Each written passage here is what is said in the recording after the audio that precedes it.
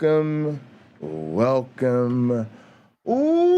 everybody to another edition of Hot Program. I am your host with the most, all the way from the East Coast, and as always, folks, I am gonna get in airplane mode in a minute. In the meantime, he's in airplane mode. A man who, when he was a Christian, prayed in a way that put the ooh in hallelujah. Hallelujah. The Lou. A man who needs no introduction. How are you doing today? I'm fantastic. Happy Mother's Day. How are you doing? I'm good. So Excellent. speaking of Mother's Day, today's topic is how to cope with the religious mother. I have two. Okay. And it's interesting topic. So for me, like, this Mother's Day especially is difficult because I feel like I'm really struggling with my family, and so that's kind of the motivation for this. I don't know how many other people are feeling that way, but I think there's this sort of, it's like a lot of the other holidays we deal with where Christmas is supposed to be a certain way, and Thanksgiving or Easter, maybe all these things used to be a certain way for you, but things are different as a non-believer, especially if you being a non-believer significantly changes the way you see your family or your relationship with them. And so I kind of wanted to,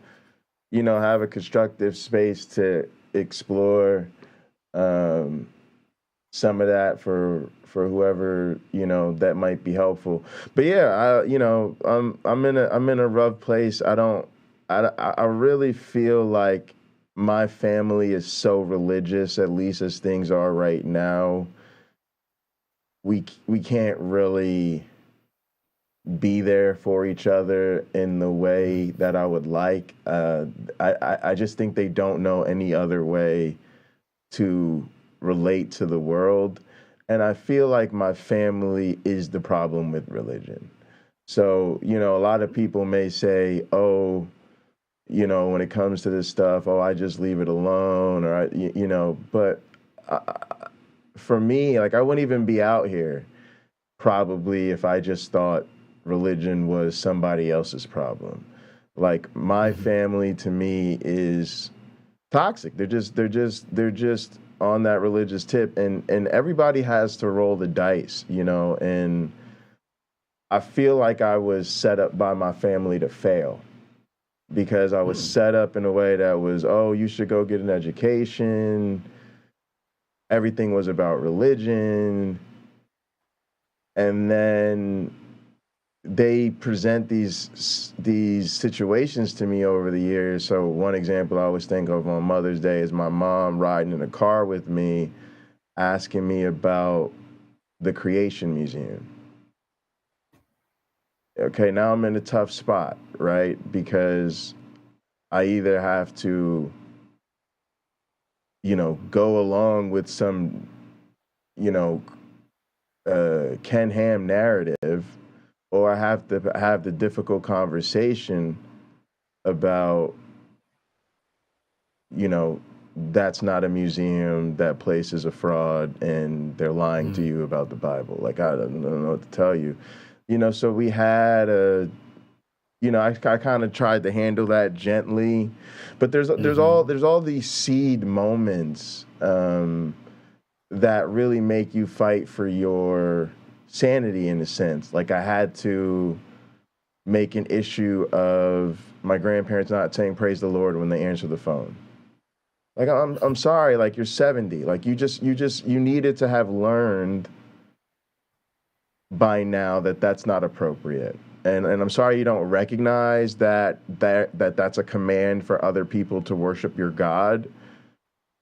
But again, nobody has ever been upset because you said good afternoon, priest or residence. ever. But they're the type of people who answer the phone, praise the Lord. Like, no, just no. And they are so to me it was like out of love, out of care. I'm the type of person who is going to be candid and honest with people, especially people who convince me that they're honest, good faith people who really want the truth. Mm-hmm. And so I feel like my family forced me through their manipulation of how people perceive them to feel about them like they were, you know, caring, honest people who really want the truth. And then I feel punished for falling for it when really they were just religious grifters. And had I known that they're just religious grifters who don't care and are going to be abusive once they realize people don't believe in a way that's comfortable for them, I might not have wasted my time.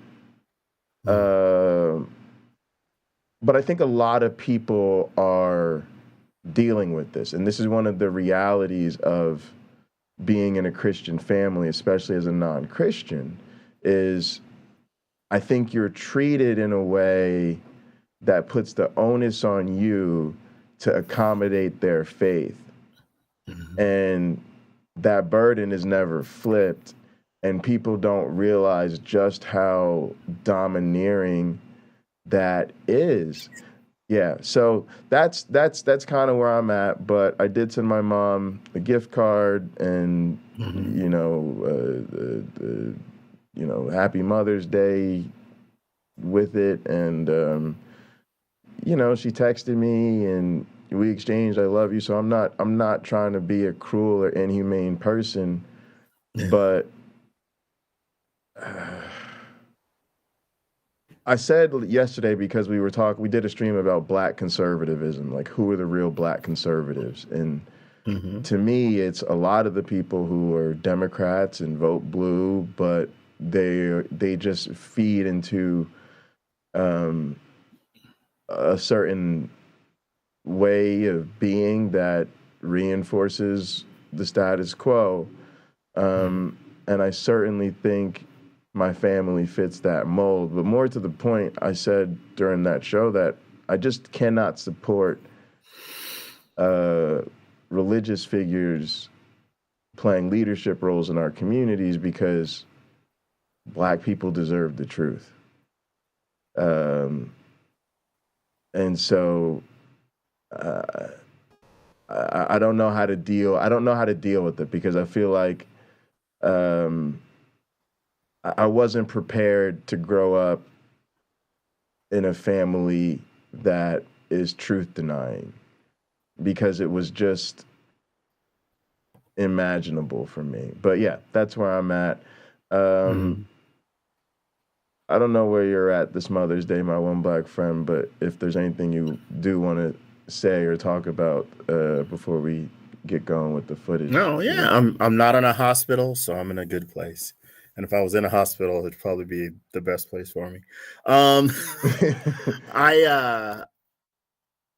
don't have the same background as far as my father, when he was a minister for a time, but by the time I was born, he wasn't anymore. He was no longer doing that. So there's a lot that you would have seen that I didn't see.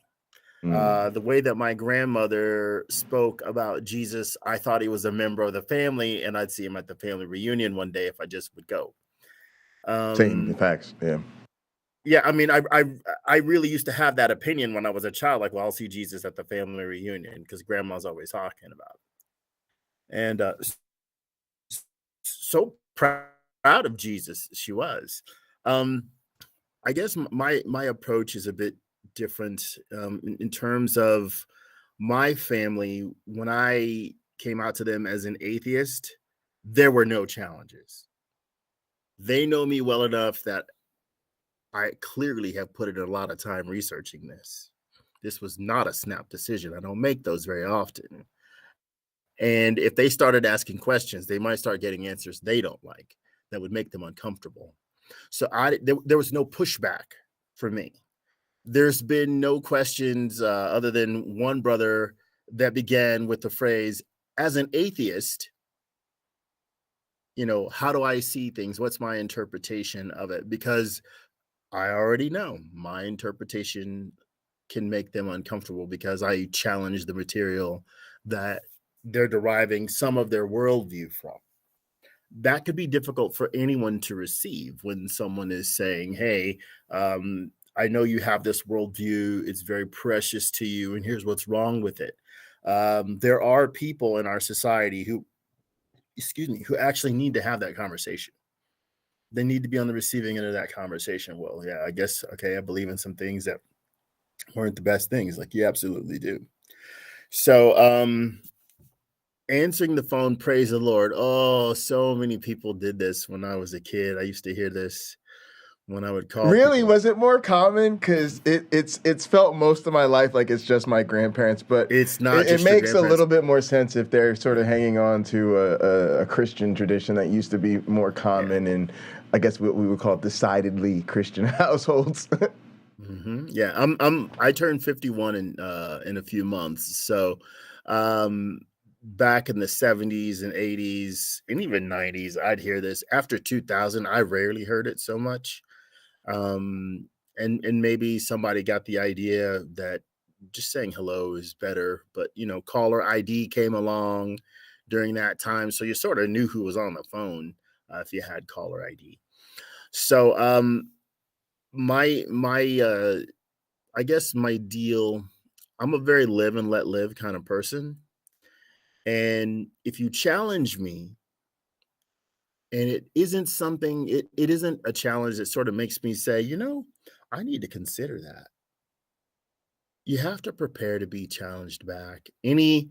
I have an aunt. She doesn't answer the phone, praise the Lord, but her voicemail says, "This is a day that the Lord has made." She really sounds like that. She says that, and that's where she's coming from. But if I wanted to be rather difficult, I could start citing some of the societal ills that we see in the world. And why would God make that if he's a perfectionist? Seems like he'd have better ideas, but maybe he doesn't. Maybe he's strapped for ideas. I don't know. We can pick at them, or we could just get down to why we called. Grandma, I called because you were on my mind. I was thinking about you, wondering how you're doing. Oh, it's Mother's Day, and I just want to tell you you've been a positive influence in my life in the following ways, and I love and appreciate you, and I'm just calling to tell you that.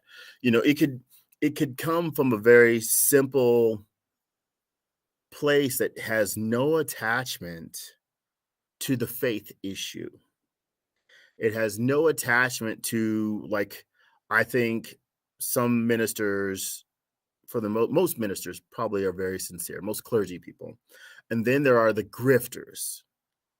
And you could almost tell the grifters, in my opinion, by how nice their home and car are, if they don't have a different job. My nephew's grandfather was a minister, but he worked at a steel mill. Back in the 80s, he was probably making $24 an hour. He had a couple of nice cars. He lived in a very nice home. Without being a minister, he could have still afforded all those things. So for me, at the time when I believed in God, he just seemed like a stand-up guy, like a good guy. And I would look at a person that had what he has or does what he does in modern times. Well, he's probably just a stand-up guy. He's doing this ministry thing because he believes in it. With your family, you have a front row seat to know if they're doing the ministry thing because they believe in it, or is it simply one of the best ways ever made to make money with very little effort? It's the what is it? The 4-hour work week? Well, it's more like a 16-hour work week. Right. But hey, you got all that free time, Sure, and you're making money in your free time because other people are paying you to tell them what they should do come Sunday. And then you get up there in front of the microphone and you tell personal stories, and everybody's edified. And you might mention one or two scriptures, as I've seen minister after minister do, or you're like a Stephen Furtick, and it's, how do they not see it? It's theater. It's theater. Right. And you have the audience which craves it. Now let me swing it back around to dealing with parents. My mother, she is currently in like a rehab facility. She went through some stuff medically recently, and when she wanted a certain, send me this, I need this, she didn't pray for those things. She called me. I am much more reliable than her prayers to God, right? Much more reliable. I have Amazon.com, and I simply go in there, order what she wants, and have it shipped to her location. Easy peasy. She doesn't even have to contribute any money, just her needs. So you may want to adopt, depending on how you interact with your mother. And audience, please join us.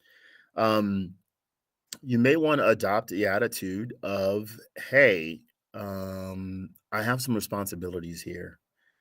And as someone who loves your mother, someone who loves your grandparents, in a way, there's almost a responsibility to respond.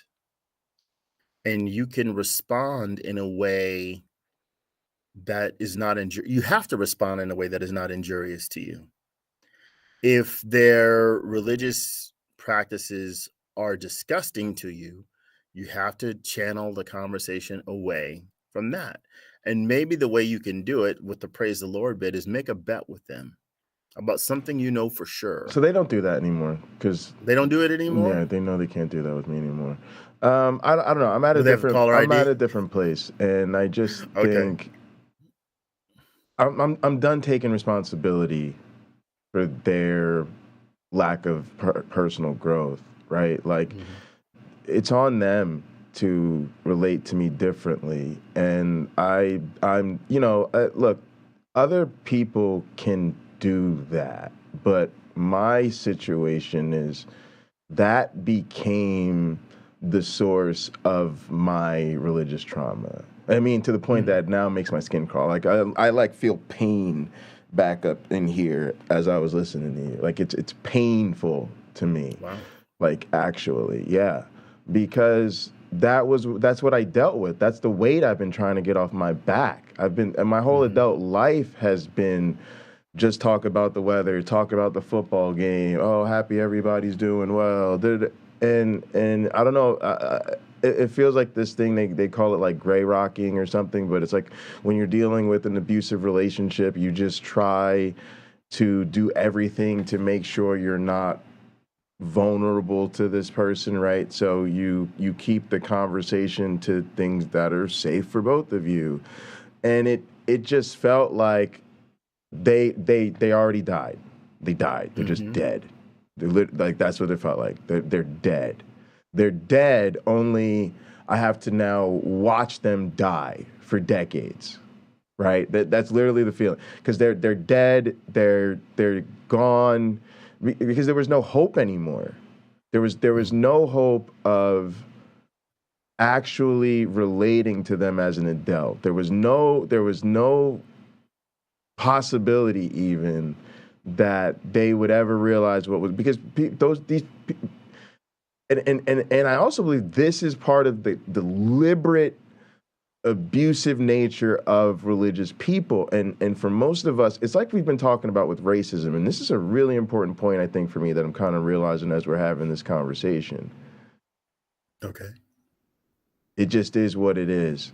When we've been talking a lot to people about racist dog whistling and problematic behavior in our community, and a lot of the people who apologize for the bad actors are constantly challenging us with, well, we don't know why these people are doing these things, and You know, we don't know what's really in their hearts, and can we really tell if they're bigots or not? And we're like, look, racism isn't about hearts and minds. It's about the effect you have on people. And so part of the crazy cult world that we live in is we don't know who is Bible thumping because it's the easiest way to make money and who's Bible thumping because they're true believers. But for me, I'm terrified because they're both Bible thumping. And a lot of people take solace in, okay, well, my grandmother or my aunt isn't a grifter, they're just a true believer. But where does that go? That's what I'm dealing with. My family, I don't think they're grifters. I think they're true believers. And that's fucking terrifying. Because what do sheer believers do? They hold on to this thing for life. You know, my grandfather, we have been trying to get to retire. Like, I had this silly fantasy in my head because my mother's literally wanted him to retire, like, I can't even think of how long. Like, it's literally been at least a decade. And I remember being an undergrad sitting in my mom's living room and she was explaining to my Jesus wife, Jeannie, back then, that, like, oh, you know, we want to get them out of here and move them to a different part of the world. Like, my mom wanted to, like, move them somewhere fun and beautiful and put them up in, like, great places to live and da-da-da-da-da. And they were like, nope, because we've got to ride or die on our ministry. And then even after they got sick with COVID and all this, they went, you know, they went back to church. The plan was my mom promised me, she said to me, because she kind of always my whole life looked down on the fact that especially the men in our family, as she saw it, were so dedicated to religion and preaching that they, like, started homes in the church. No, sorry, churches in the home. Church homes. Yeah. And so, like, you know, oh no, she remembered her grandfather, like, starting a church in her basement, right? And then moving to the storefront church. And so she always looked down on that. And she was like, oh, I would not let them run a church from the house. And that was a big deal for me because, to be honest, my mom and I's relationship was getting better because it's like, we were just, I was able to open up more with her about who I really was, and she was getting to know me, and it was fine. Like, I could talk about being a non-believer, I could talk about, you know, secular. It was like, it was fine.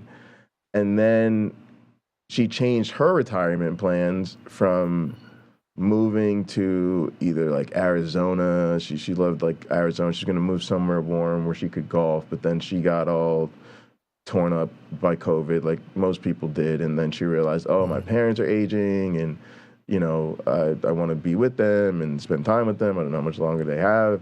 So she changes her mind, decides to go move to New Jersey, and then, like, build a house with my grandparents. And I'm like, immediately, I'm like, this is not going to be good. Like, I told her, like, that's fine. Like, you're a great daughter. Like, you know, like, I didn't think it was the best decision for her, but it's not my business. It's her retirement, it's her money. But I knew immediately, like, that was dramatically going to change our relationship, because you're going to be in the house with your parents who are cult leaders. And it's even though it's going to be her house and nope. They're such domineering figures in her life that I knew as soon as they got under the same roof, everything was going to be different, because none of that was even going to feel safe to her, right? She's got to play the fucking role of basically the what they expect of her from being a little girl all of a sudden. She's always been this way. Like, her parents are just the outsider. I think they fucked her all up when she was a little kid, to be honest with you. But anyway, like, what ended up happening was, like somewhere in the middle of the pandemic, that whole plan just got accelerated. I was like, oh no, we're just moving and we're doing it and we're gonna move early or whatever. And so that's actually what's prompted a lot of this. I was unfortunately correct in the fact that, you know, the way our relationship was growing was not going to be safe once they were under the same roof. And that's exactly what's happened. And to the point, it's like, now he refused to retire, so he just runs the church out of their home, right? And she even like said something stupid to me, like, "Oh, it's not a." I guess because the congregation doesn't show up to their basement, she basically tried to gaslight me, telling me that's not them running a church out of the house. I'm like, literally, but that's what he does. He literally pastors from inside the house, including preaching from within the home. And so it's just like they don't get it. Like so I don't know. So but that's my point is, we talk about this all the time with the genuine believers. It's almost worse because they do the PR for the grifters. And then because they're genuine believers and because they're such nice people, right, that puts the onus on us to a point that we can't even be honest with them. And so I always say this, like, we're never gonna, this is why I think, honestly, we're in a desperate situation when it comes to religion in this country. Because all the people have to do is make themselves too emotionally pathetic to be challenged. I genuinely believe it, and I'm also super sweet and nice, right? And you can't tell me I'm wrong about my faith because my personality will disintegrate in front of you. And so we always said this about like Rebecca, right? It's like, it's the person at the park who's offering you the sweet candy.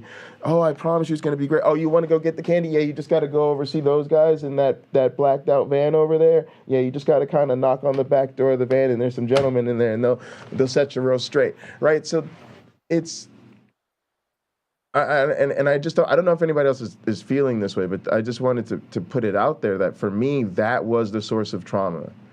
It was also felt painfully dishonest because part of the issue I was having is we never talked about it. Here are these people, Jesus, like you said, very proud of Jesus, everything is Jesus forward. But at the end of the day, they don't want to talk about Jesus. And I realized that was so fundamentally frustrating for me, that all this time they've been beating me over the head with the religion, they never actually wanted to talk about what they believe. And I think on some level it's because they want to keep it bottled up inside and close because they know it sounds insane. And then it's worse to me that, like in your case, they find out that you're not a believer and then they just don't want to talk about it. To me, that is almost a confession that they're really at that point just trying to protect their ability to participate emotionally. Must protect the belief at all costs. Must protect the belief at all costs. And to me, that at some point we have to, at least for me, I had to expand my definition of abuse and dishonesty to include these type of willfully ignorant situations, because even my mother does the same thing. So I had this one story with my grandfather where he had preached a sermon about, it was like one of them anti-drug sermons, and I was like, oh Lord. And so I found this research that suggested that, biblical scholars believe, Jesus potentially would have used cannabis in his healing ministry, and that there was cannabis as part of the anointing oil and all this shit. And I remember it was the most disappointing moment I had in my life with him. He wouldn't read it. Yeah.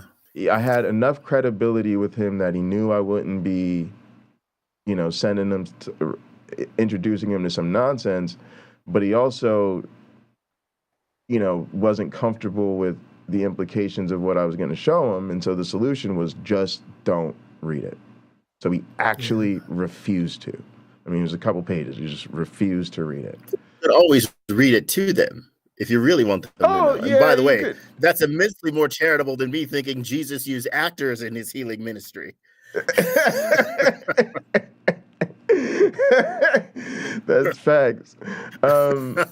But my mom's the same way, where I've made it very clear, like, you know, you should look into these things. You should, like, and I always think this and I've said the same thing about Peter W. and some other Christians in our that we see out here on YouTube, that I think having an atheist having an atheist child is plenty enough reason to look into it and really get straight. And the fact that they won't do that, I just find very frustrating. And nevertheless, even if that's what they want, and I was supposed to come to some,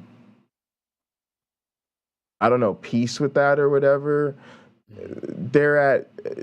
I can't help the fact that they presented themselves in a way that I find now to be fundamentally dishonest, right? Like, I can't help the fact that they beat me over the head with Jesus was the most important thing, and it's definitely true and definitely real. And like you said, you feel like he's part of the family that is going to be there at, you know, a family reunion. And then the truth is, oh no, really, that really meant never ever talk about Jesus. Definitely don't ever ask questions about Jesus, right? Like, how is a person supposed to know that? You run around talking about how you're great, loving people, and you're just the most honest people, and you care about it. Okay, well then people are going to assume that you want to have honest conversations when someone genuinely thinks you're wrong. And they think you're going to be able to love them unconditionally, as you've been bragging about your unconditional love their entire fucking life. Oh, and it turns out that, again, that's just not true. And again, wait, what's the solution here? They should ignore that. Why? So you can remain comfortable in your, I don't know. I'm at a place, and it might change, but I'm at a place where just that mode just didn't work for me. It got to a point where I was talking to my psychiatrist about it and, like, telling them, this is the thing I suffer with every day. There's not a day that goes by that I am not immensely tortured by the fact that I wasn't actually able to have a sit down, honest, heart-to-heart conversation with my family about their religion. And I realized since then that, like,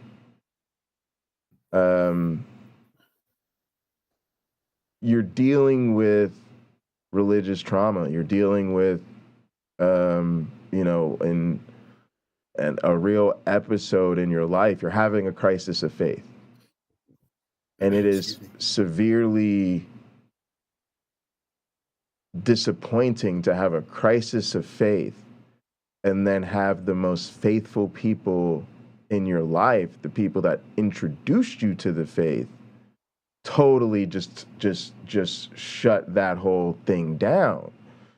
And yeah, that's what I'm coping with. And but remember, that goes both ways. If you reach them, right, you approaching the Gospels and the Bible with logic and patience and reason and honest investigation, and to them it proves it false, then you're taking it away from them.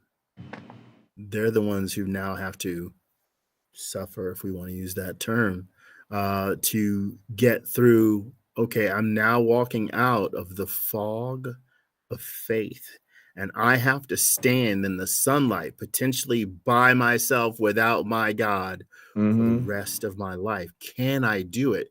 Do I have that kind of courage? It's like that. It reminds me of that. It's not a poem, really. I guess it's a story about footprints in the sand, where there's two sets of footprints on the beach, and then suddenly there's one, and whatever. The story ends with Jesus saying to the guy, when you see one set of footprints, that is when I carried you. Right. So in a way, believers have to face that. No, there were never two sets of footprints. Exactly. Yeah. It was just you. Yeah. You know, the two footprints and the two sets of footprints in the sand is a parable. Mm. And I think that's what we're seeing when we read the Gospels. And though, from my perspective, I think to believers that ought to be extremely liberating, it isn't for most of them. When they view something, Jesus who spoke in parables, what better than to have a character who spoke in parables be a parable himself? Yeah, I think it's honestly, I think in many cases it's a lost cause. You know, some people come to some sort of peace with it. It's hard for me. It's also hard for me because I'm still in the backlash phase, right? Like I feel like there's a lot of and there always has been, right? Like even me saying like I tried to build the bridges and start to have more conversations with my mother and right? That's me being the one to try to actually work on mending the relationship after damn near 20 years of our relationship not being anywhat near what it's supposed to be, right? Like, and that's what I mean. Like, I've always had this Jesus is more important than Jason thing. And I think for a lot of us, we probably have to come to terms with the fact that it's always going to be this way. And I think some of us can probably come to grips with that more so than others, but I'm still in the phase of dealing with them turning me over, feeling the pain of loss, right? The literal feeling of losing your family, who, by the way, is there. They're just like, they just don't fuck with you, right? And so, it's hard to do that now. Maybe 20 years down the road, I'll see it differently. But right now, it's still too fucked up. But yeah, let's get into some of this footage if you don't mind. Sure. I'm gonna grab something. Go for it. It's right here on my table. You can listen. Yeah. All right. So first thing we got going is actually I want to skip this one because it's a Christian dude. Let's start here. Stephen Furtick. Let's start here. Let's start with this guy. How to tell your religious parents that you're an atheist. Hey, playa, did you grow up in a religious household and just recently you started to move away from those beliefs? That could be a difficult conversation to have with your parents, and that's exactly what I'm Never Hot asked when they said, I live in a religious household and I don't feel religious. I'm pretty much an atheist now. I don't know what to say to my parents. Please help. Don't worry, having this conversation doesn't have to be as difficult as you think it is. So I want to share a few tips on how you can approach it without having the whole thing explode in your face. This is the Just Beef. You're watching the Just Beef. For those of you that are new here, my name is Josh, and every single Monday through Friday, I make videos sharing tips, ideas, and stories teaching you how to be your best self. And if you've recently become an atheist, then chances are you no longer believe in God like you used to. Whether or not that's a good thing or bad thing, we can put aside for now. The key piece to all of this is being able to express your new views to your family without being criticized and judged and shamed for them. And doing that can be really tough if you come from a religious household or even from a religious community. It's hard to kind of break out from the norm and kind of do your own thing without people kind of looking at you and going, what are you doing? I think growing and learning are natural parts of our human development. As we get older, we discover new ideas, and they end up challenging the old ones that we carried simply because we were taught them by our parents. It can be difficult for parents to see that because as they've also grown over the years, they've come to the beliefs that they have now after all their years of development. And once you get older, you feel like you have a more firm grasp in how the world works around you. So you're less likely to kind of change your beliefs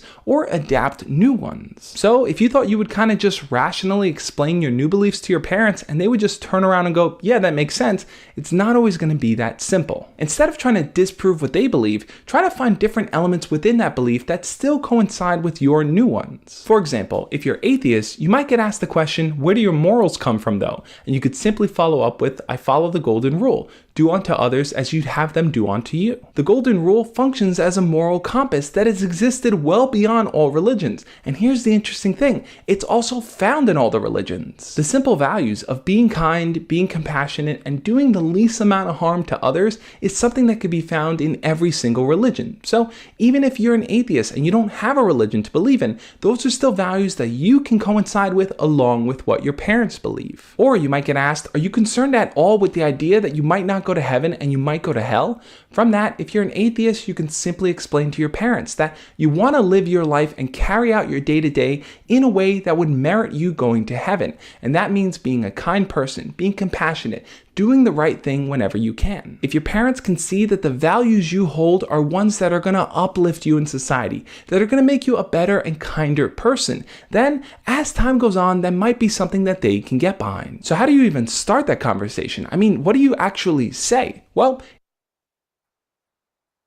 All right, what do you think so far? Well, I'm picking up what he's laying down here. I think the idea of him not saying, "Oh, whether it's good or bad," the decision to be an atheist or whatever, the realization that you are an atheist. I think it's more of a realization than a decision. I think he's good because he's not trying to take a stand or telling you that you need to change where you are. I am adamant about the fact that when we confront our friends, family members, loved ones, strangers, we need to always keep in mind we're dealing with the person, and that person, Jesus might get them through the day. You know, though I utterly doubt the veracity of there ever having been a Jesus of Nazareth that walked on water, performed miracles, and was the natural born Son of God, that guy stops people from drinking, gets people off drugs, reunites families. So though I realize the ideas born of that concept that Jesus died for your sins for like 3 days, it can be healing, just as there are principles within Islam that do the same. I'm sure I can go to Buddhism and find the same, Scientology and find the same, where there are these bits of that religion that work to reform individuals that need it. In that respect, it may indeed be saving them. I can't throw that away. I know that power is there in those faith systems. You could also go see a psychologist and get the same thing, or talk to your best friends and get the same thing, or just do the self-work, read, what is it, Brooke Bell, is that lady's name? I forget what her name is. But you could read a self-help book and get the same thing. We do, in my opinion, have, and we should gladly accept, the obligation that at the end of the day, we want harmony. And I used to have this, it was my own phrase. I didn't hear it anywhere else, though. It probably was said for thousands of years. There is no harm in harmony. There just isn't. So I don't know. I agree mostly, but I'm at a different place, and I want to qualify this by saying I don't think everybody's here, and go ahead, and a lot of people probably just think I'm an asshole, but I do recognize that I'm a difficult person to deal with, like, and I accept that.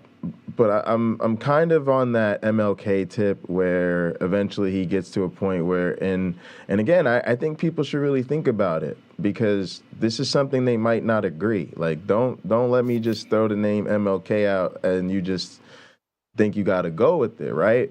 But he got to a point where he spent a lot of his time in rhetorically, he was very clear about the fact that he was getting to a point where he was more frustrated with white moderates than he was with outright racist, where he was, the sort of weak understanding is more difficult to deal with than, blind misunderstanding or whatever. I'm a person who benefited from, and sort of my reaction to the video too is, step one was pretty safe for me. For me, this video is about step one, and step one was like, how do you get people to acknowledge the fact that you're an atheist and be okay, right? And I just want to acknowledge that, like, that was fine, right? Like, my mom, my family, they know I'm an atheist. Like, that's why my grandparents stopped saying praise the Lord when they answer the phone when I call or whatever, right? Like, they're not these unreasonable people that can't accept that I am not a believer, right? I don't want to say that. And this is what I'm saying, I'm a difficult person to deal with, and people might think I'm an asshole. I wasn't satisfied with that. I wasn't comfortable with that. That became not enough for me. And I think it might be, and I even said to my mother, I said, this is a change, right? It's a difference. I very much feel like it fits in my own way or whatever, in that coming out sort of process, to where there was a point where it was like, if the acknowledgement was, say, me telling my family that I'm gay, for instance, okay, you've accepted that I'm gay. That's great. Congratulations. I really appreciate it, right? But it became not enough, because it became, if you're going to be a part of my life going forward, if you are going to continue to be in the proximity with me as I continue to grow and mature myself, I can't have you in my life if we have to stay away from the subject. I'm gay, but we can't talk about it. Or I'm gay, but we can't talk about how the way I was raised, or the things I was taught, or the messages I received came up, harmed me, and I'm still having to recover from that trauma. Right, because that's who I am today, right? And so I just want to be clear, like, that's and right. I'm talking about step maybe 4, 5, and 6. It's when you're saying it's not enough to acknowledge that I'm an atheist. I needed to put atheism on the table. Go ahead. Well, our relationships aren't about, all the time, a single aspect of ourselves, right? I talk to my family now. It almost never comes up that I'm an atheist. My brother Rick will say something now and again, and I almost look forward to it, because he's such he's like if Jesus came down from heaven, and he would probably say to Rick, "Can you help me? Like, I need your help. You're super reliable." You profess so easily. You're super reliable. So, our relationship, right, isn't about his faith. It isn't about my atheism. That's an aspect of him. Atheism is an aspect of me that rarely comes up in conversation. I would imagine someone who is a homosexual. Well, actually, I don't know. We probably have people in our audience we can ask. I don't know how often that topic comes up in family interactions. If someone is in relationship trouble, like they're whoever their partner is, they're having a rough time. Maybe then it's an issue, and probably not the key issue, just part of an issue, or not. If the person is a jerk to you, that needs to get handled. You need to get this person out of your life, or they need to change. One of the two. That has nothing to do with a sexual orientation. So I guess you'd have to take it on a relationship by relationship basis, but figure out what the problems truly are. The problems probably aren't a character aspect of, well, I guess I think that's the wrong term. The problem probably isn't sexuality, it's something else. Well, sure. The and problem, you I need think to deal with this something else. well, I think the problem, yeah, for me, the problem's abuse. And the problem is the abuser wanting to continue the relationship under the abusive paradigm. And you can make the relationship about that's why it's easy with other people. If I have a golf buddy who's a Christian, I don't care. I'm the type of person who it's probably going to be difficult to be a golf buddy with me, because if you tell me you're a Christian or bring up Christianity, I'm going to want to have a conversation with it because I have an issue with it. So he probably is not going to golf with me more than a couple times before they find somebody that feels emotionally safer to golf with. But in terms of dealing with family, the issue is they're usually so much the source of what you go through as an individual, right? How you see yourself, how you see the world. And so a lot of times it's difficult because you may be asking a person to ignore what was painful in the context of the relation of the person who caused that pain. And that's and I think it would be better if they could acknowledge that and work through it in a healthy way. The problem is their emotional adherence to the religion often stops them from realizing the consequences of that, right? So like my mom got to the point where she was like, "Oh, I'm sorry if you don't like the way you were raised, if you've got, if you think I indoctrinated you or whatever." And I'm like, look, it's not an issue. I think you did the best you could with the resources you had. But the issue is understanding how it's not going to work going forward, right? And I think that's where you run into problems, because they're basically trying to shut that conversation down so they can scurry off right back to the system that caused it in the first place. Like, in other words, I'm happy to say, let bygones be bygones. Everything in the past is water under the bridge. It wasn't really you. It was the, side effects of Christianity working in your life. But in order to do that, so you could get with me where I gotta go now, we're gonna have to talk about what Christianity did in our relationship. Otherwise, you're asking me to sweep it under the rug, and that's abusive. And it's not even on me at that point. It's just really not. It just is what it is, right? And sure, we could be the type of person to look the other way, but number one, I'm not a look the other type of way person. Two, these are the motherfuckers who raised me not to be a look the other way type of person, and I did it anyway, and it didn't work for me. Like, I already tried that. I can't survive like that. Right? That's gonna have me thinking about jumping out a window too frequently. So I can't take that route right now. But it is important that people understand that you gotta assess, like you said, on a relationship by relationship basis where you're at. For me, again, and this is where it's difficult for my family. I wanted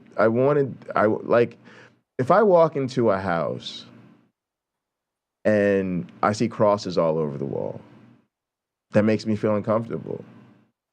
Right? I feel like I'm in a hostile environment. I'm an atheist. What kind of ritualistic place do I find myself in?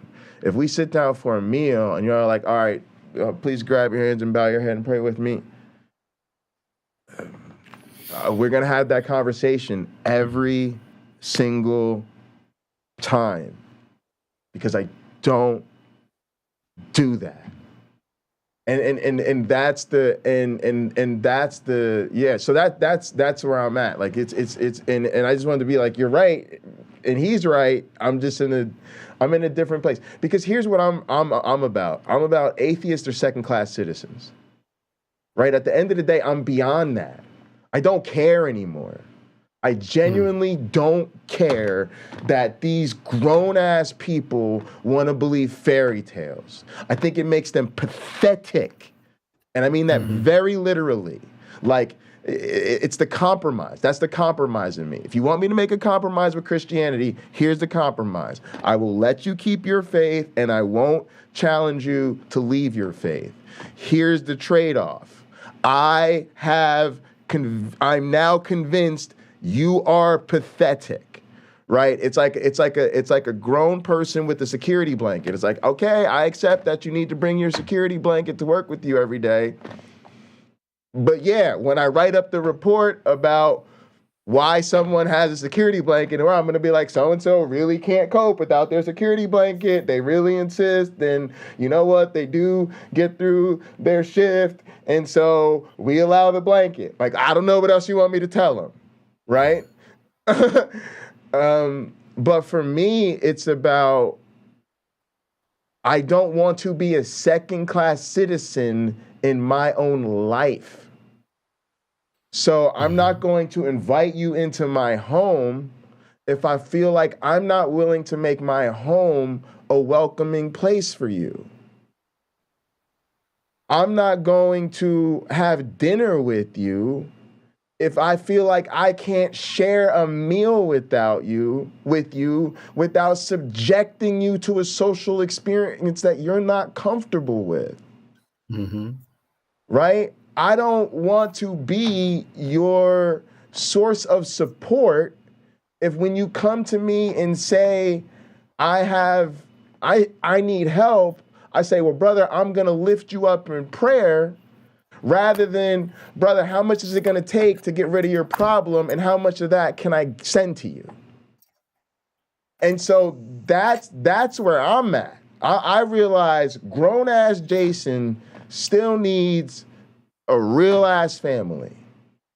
Now, is that going to be the Priesters? Now, be my mom's side of the family? Is that going to be the Bundys? That's my dad's side of the family. Is that going to be, a feeling of family and support amongst my professional support network? Is it going to be my found family in terms of, YouTube, social media, the Gather Gang? That's the answer. But,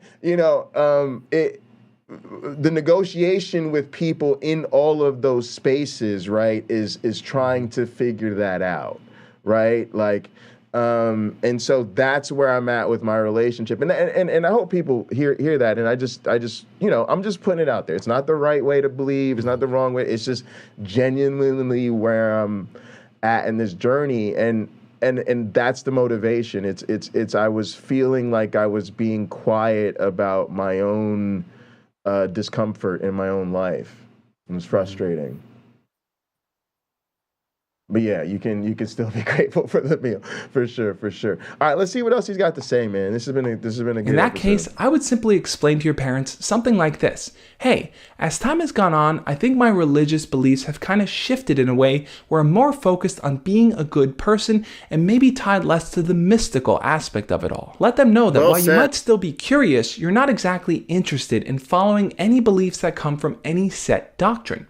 You're more on a path of discovering who you are, and you're doing it in a way that you want to carry yourself forward to be your best self. And no matter what, you're still going to get into arguments or disagreements from time to time. If you come from a super religious family, it's going to be really hard for them to accept that you're no longer following what everyone else is. Don't be so focused on trying to fix other people or change their beliefs. Really focus on building yourself up. That's where you can have the biggest impact on this world, by creating a belief structure that can uplift you and eventually also uplift the people around you to where they're more kind, they're more compassionate, and they're more considerate of other people. What do you think though? Do you have beliefs of any kind that don't necessarily align with your parents? Are you afraid to talk to them about it? Leave your comments down below and we'll talk about it. Now, this may not be something you want to talk about in public, so if you want, you can always shoot me a DM over on Snapchat or Instagram. I do my best to answer as many messages as I can. And on that note, thank you so much for watching.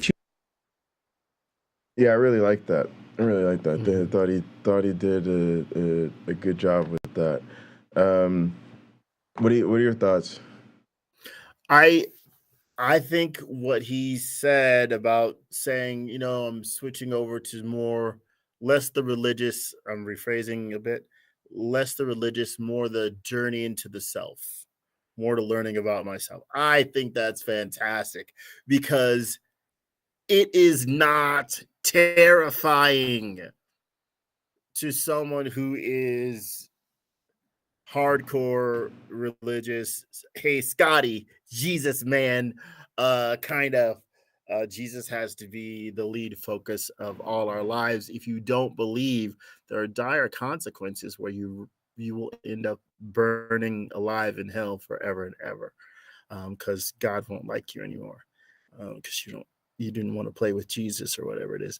So I think that's an excellent way to transition into later being able to say in conversation, oh no, I'm an atheist now. I don't believe in a God of any kind. And I think that's less of a blow the way he said it.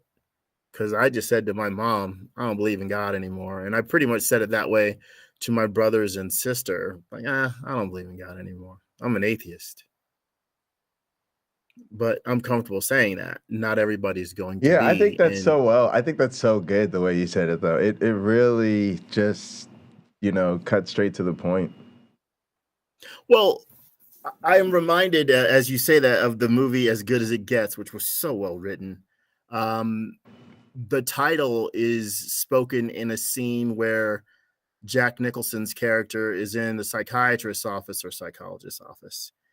And he says to the people in the room, in the waiting room, what if this is as good as it gets?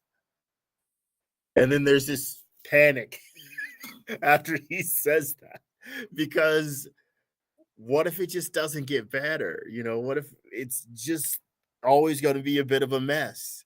And for most people, I think life probably is, most of the time, there's a bit of a mess going on that you don't necessarily deal with very well. And I think out and out saying to your friends or family, yeah, I'm an atheist, it can cause that in them. Because again, as I've said, Pocket Locker, we have to remember, for believers, even if their faith is strong, their evidence is weak. It's weak, and so many of them. I'm not trying to poke fun at them. I'm not poking fun at them. Sure. They're so sincere, which is beautiful, and they're so dedicated, which can, depending on how far they take it, which can also be beautiful. But we don't have evidence for the Hebrews being captive in those numbers in Egypt. You might in Babylon, but you don't in Egypt. We don't have evidence for the worldwide flood of Noah. Right? Most definitely. Now, we can say, yes, but they do. Now, that doesn't mesh with history, right? It doesn't mesh with fact. But these are foundational myths to their faith. So what we believe about them, or what we disbelieve, doesn't matter to them. It's what they believe. And by the way, if you're wrestling with this with someone of the faith, I want to give you the Amanda defense. Now, let me tell you who that is. I've mentioned her before. Amanda is this friend I have who's Jewish. And 1,000 years ago, when I was a Christian, I was trying to convert Amanda because she's such a wonderful person. Why wouldn't she want to be a Christian and totally upgrade from Judaism? And I mentioned to her, like, well, Amanda, the Bible says if you don't believe in Jesus, you'll go to hell. And she, so brilliant, so wonderful, says, is that what you believe? Real simple, right? This is my friend. I love her. Right. This is my friend who helped me establish the career I have today and at that time. So I respect her. This is someone who was trying to help me become a writer in Hollywood. Fail. She clearly was interested in me succeeding. We are good friends, great friends. And she said that to me. And I had to reconcile how much I honored and respected and loved my friend. Right. versus what clearly would be unjust from my perspective for God to do. I would have to, as I sat there I was in my SUV. If you need one, the Honda Element's probably one of the best ones. I was sitting there processing what she said to me. And I couldn't agree with the Bible. I couldn't agree that it was just to make my friends suffer forever, simply because though she can buy into the whole Moses thing, there's no way a guy was walking on water, this ancient wizard, my words, not hers, was roaming around the Levant, healing people and making fish meals. It just didn't happen. So that is something you can just gently put to them. Is that just? Is that truly just? Yeah, it's interesting. I asked my mom if she thinks I deserve to go to hell. And she said no. It was actually the time that she gave me the clearest, simplest, most direct answer to a question about her faith. Okay. And credit. Then yeah. How can you love someone who thinks that way? That's the question. Yeah, that's a question. A God who has that MO, and it's scarier than that. It's the worship of him, right? If you didn't, yes. Hey God, I'm giving you 10%. Right, because you love your fiance, but you're not going to worship her. Well, in case she's listening, I've done it before. But you know what I mean. That's all I was trying to say. Is that it's that extra? It's beyond love, right? It's obsession. It's devotion. Yeah, it's the all of that. Yeah. My love and respect and admiration for my fiance is healthy. That's perfect within a healthy boundary. That's the perfect distinction. Yeah. Yeah. We're not at the point where she could ask me to commit a crime, and I'm like, all right. Yeah. Anything for you. If you wrote a song about her, it'd be cute, not odd. It would be It wouldn't make people go, should we call someone? This isn't right. These lyrics are disturbing. Isn't it beautiful? Well, but I'll say this.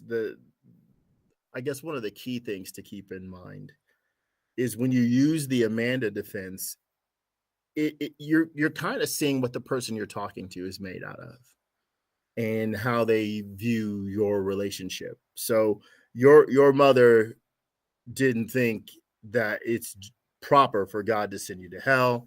I didn't think it was proper that Amanda be sent to hell just because she didn't believe in Jesus. So what's God doing for having these rules? Those aren't good rules. And if my God can't be better than me, right? If my God can't make better decisions than me, then why call him God? Absolutely. I don't care how much power he has. I don't care. I don't care how much power he has. Absolutely. He's wrong. Look at the trees. I'll compare him to Trump. I'll compare him to Trump. Trump has lots of money. He has lots of influence. But when he's wrong, he's not right. He's wrong. 100%. 100%. And yet we see there, and I'm not beating up on Donald Trump. We see in our society, there are people who have blind allegiance to him. And they don't care who gets stepped on. They don't care who gets abused. They don't care who gets ripped off. That's their guy. And you'd better not say anything wrong about him. And you damn sure better not challenge what they believe and make them give up their double standard, which is what a lot of religious people have, right? Well, if it's reasons sufficiently good for God, is that the reason to wipe out all but 8 people on the planet? Is that the reason to go slaughter all the Amalekites? Is that the reason to go kill the Midianites? Is that the reason, to drive these people out of their land using wasps? Is that the reason to that Jesus and his pals are going to come back on horseback in the 21st century or whenever it's supposed to be? Because this is the hour, right? The hour is at hand, and slaughter people who don't believe. Right. The reasons. Yeah, I mean, that's another good one. At bedrock. Yeah, at bedrock, it fails to be reasonable. Yeah. And I think that's we have to come from there. They think, some of them, like they have moral superiority. Right. They don't. Right. In simply asking a question like the Amanda defense, and simply asking a question like that, they can realize it isn't what they hoped it would be. It isn't as good or strong or as wonderful as what they want it to be, because that failed or successful sinner, right? That wretch, as they are taught to call themselves, sitting there has to realize that they have outdone their own God. So what good is he? In you can read things like, it's not Jubilees, it's not Maccabees, I don't think, but in the Bible, in I believe it's Jeremiah, I could be wrong about that. It talks about how a person can go into the woods and get some wood, use it for their purposes and have some scrap left over, and then they whittle away at it and they make a god and they make sort of a shrine to it, and then they go ahead and they offer prayers and worship to the god that they just carved. Like, you made this. I would submit the Bible, if it's paper, used to be a tree. Someone else has gone and done all the work for you, and you just picked it up, you bought it, it was given to you, you took it from the drawer in the hotel, which is totally legit to do if it's a Gideon Bible. And now you're looking at it and you're idolizing what you see in it. But it's fabricated. Just the same. Your God is not the same God as your neighbor's God. It won't be the same God as your children's God or grandpa's God or grandma's God. You probably see that in your own family pocket locker. These people don't believe in the same God. They have variations of that God. We have so many denominations of Christianity in the United States. I've heard the numbers in the thousands, which I don't get how they get there, but maybe there's 10 I could identify on my own. Maybe there's 10, which is 9 too many from a religion that's supposed to be, right, the ultimate, the solution. It's not. I think another But to one. them it is. So another one is, because you said, like, do you think I deserve to go to hell? Mm-hmm. Another one that kind of came up is, what do you think should happen to me if Jesus came back tomorrow? Right? Well, he's going to get my brother Rick to help him. So he's going to show up at Rick's house. Yeah, I'm just saying, I think it serves a similar function, right? Because one is, do you think I deserve to go to hell? But I think that's a good challenge. To me, it's just because I think Christians don't also think about the end even of the biblical narrative, right? Which is, do you think Jesus is coming back? Yeah, oh yeah, I do. All right, well, cool. Well, I'm a non-believer. He come back tomorrow. What do you think happens to me? Because it puts them in, I just think, a very similar position, because it's the same thing, right? Judgment and potentially facing the judgment of God, and where do I go in the ultimate kingdom or whatever. Now, I think that's a great question, and I'd encourage anyone who is going to ask that question to reread the epistles and the book of Revelation. Here's why. If you can get to know that material better than they do, you have every advantage. Oh, yeah. Because then you can say, setting aside the book of Jubilees, which tells you that there are these holes in the ground in Duda El. And Duda El is a real place on earth. It's a real place. You can go there, right? Yeah. There's supposed to be these holes in the ground where that's where the souls are going to go, and that's where people are going to be judged from and tortured, and that's where the devil and his angels are. Like the pits are for them. There's an explanation there that you don't get if your Bible doesn't have jubilees in it. Yeah. There's stuff you.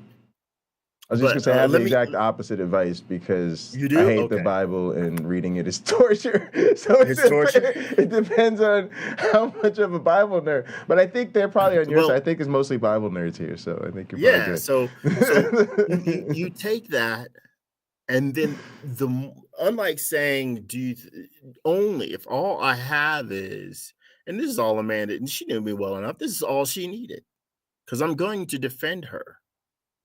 I know her better than I can know God. Do I think she deserves that? If you know all these other details, you can start listing them. What that does psychologically, it lets that person who's telling you do this to avoid perishing in hell and dying the second death and all this stuff, when you know that better than they do, they realize how little they actually know about it. Mm. Well, where's that? Where does it say that?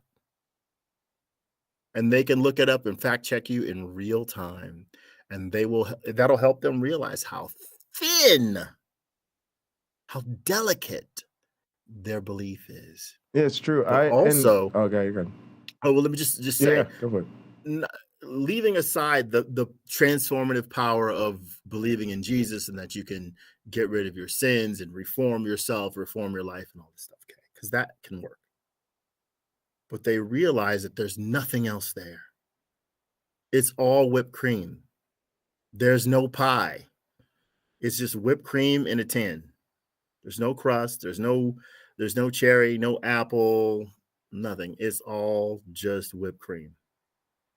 And it's not the substance that they hoped for, right? Yep. Is not there. Substance they hope for is intentionally used. Go on. No, I was just gonna say it's that's kind of the thing to me is it's definitely true that it gives you a much greater place to start those conversations from. I think for so many of us, we already know it so much better than most Christians, but I realize that that's not necessarily true for people. And so I just wanted to say if you do it and it feels like work, I mean, that's kind of the thing, right? Is that it shows that you are really willing to invest in the conversation. And I think it does shame them to an extent to realize that they don't know their own stuff as well as people who don't believe it. But I wanted to touch on this. So Trees said earlier that his mom said that she would sacrifice him if God asked her to, but God wouldn't ask her to. I remember being in church. I was actually in church with my dad one time when this was preached about, and I didn't ask him about it. I don't think my dad's a strong believer, and I say that as a compliment. But I did hear a story recently about a guy who asked his dad the same question, and his dad had the same response. And I was thinking maybe it's the type of thing you talk about on Father's Day, but it's a relevant question to ask a mother as well. And it just shows you the scariness to me of where people are at with religion. What obligation do you have to help people out of religion, right? Do you think there's a point at which not challenging someone's religion becomes like withholding medicine? That's a fantastic question, and that interesting problem of, hey, Mom, if God asked you to sacrifice me, would you do it? I would say this: stop eating your mother's cooking, because you don't know now, do you? You don't know, yeah, right. Confidence gone. Right, If you see right. a hole, if you go to visit and there's a hole in the backyard and it's roughly, if you could fit in it, don't eat the food. Don't drink the Yeah, water. yeah. I think if the mother's not joking and she's sincere, right? Obviously, I'm joking.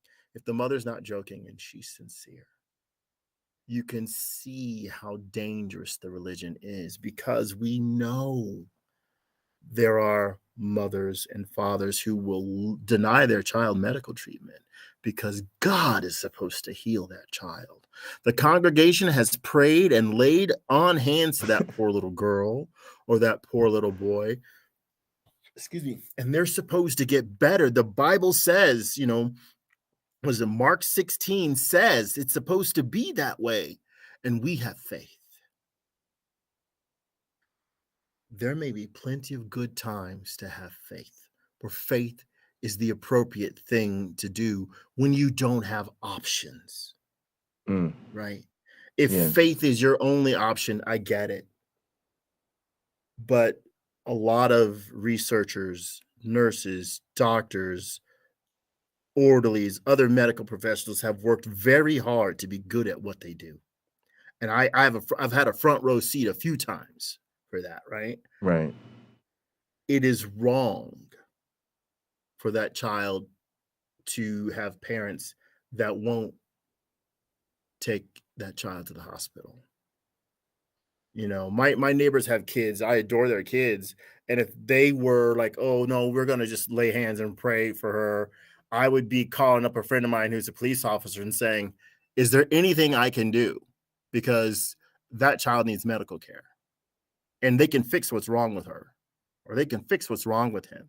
Is there anything I can say? Is there any report I can file? Is there anything you can do to get that child seen to? Because that child deserves to be here next year, or next month, or next week, because things get rather serious. Faith, there is a dangerous side to faith, and maybe that's another episode in the future, but there is a dangerous side, right? People will kill strangers in the name of their faith. But I think isn't it inherently dangerous in the sense of, like, I don't know, like I just think even the stuff we've become, I think desensitized maybe is the word I'm looking for, to. I hear people all the time, even like this politician, like there was a politician the other day. He gets up in the, I think, Texas House or whatever, and he's he's really going off about the audacity of the Texas government to be, removing gun restrictions instead of passing more. But the whole thing was just this sort of Christian grandstanding, clearly in violation of separation of church and state. And it's all like, I believe in prayer and da da da da.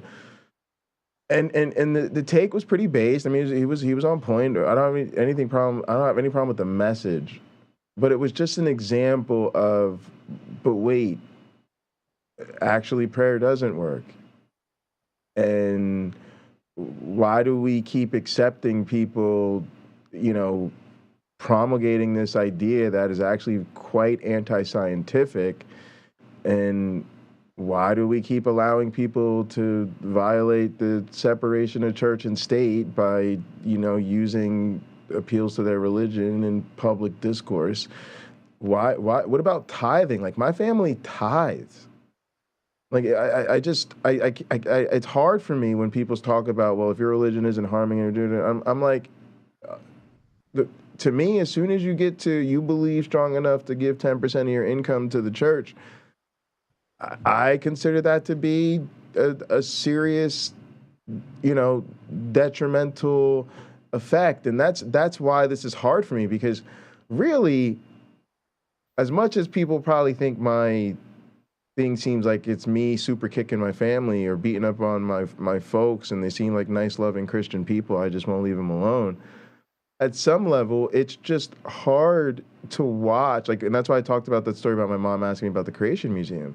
It's hard to watch the people in your family put themselves through this whole thing. That's the thing for me. You feel like because they kind of supported you, having enough to become the person you became, and you feel like you have some obligation to try to pull them out of intellectual poverty is maybe a good way of thinking about it. And so it's really it's hard. I mean, I think that's what a lot of us are feeling, right? I don't think most of us.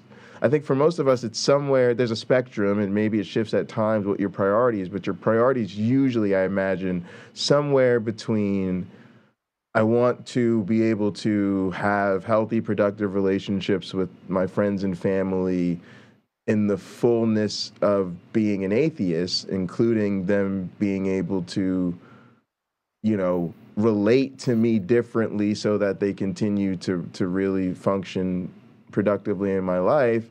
And maybe at other times, it's the sort of sympathetic or empathetic side of you that realizes you've sort of gone from a misguided worldview to at least a more well-informed perspective. And it's hard to watch people around you not grow in that same way. It's like kind of Uncle Bobby says, sometimes they say you don't realize how poor you are till you go back to your own neighborhood. I think that's what people experience intellectually, right? Mm. Well, that could be the case. And I as I've mentioned earlier in this podcast, I think Christians have it rough because they don't have, their evidence doesn't have the strength that they think it does. 100%. They don't. And then there are people who will abuse themselves with their religion. They will. They're too hard on themselves. What is it? The faith, is it in Jeremiah? The faith, your faith is like filthy rags. Like filthy rags. Really? You want to damage somebody psychologically? Start there. Yeah.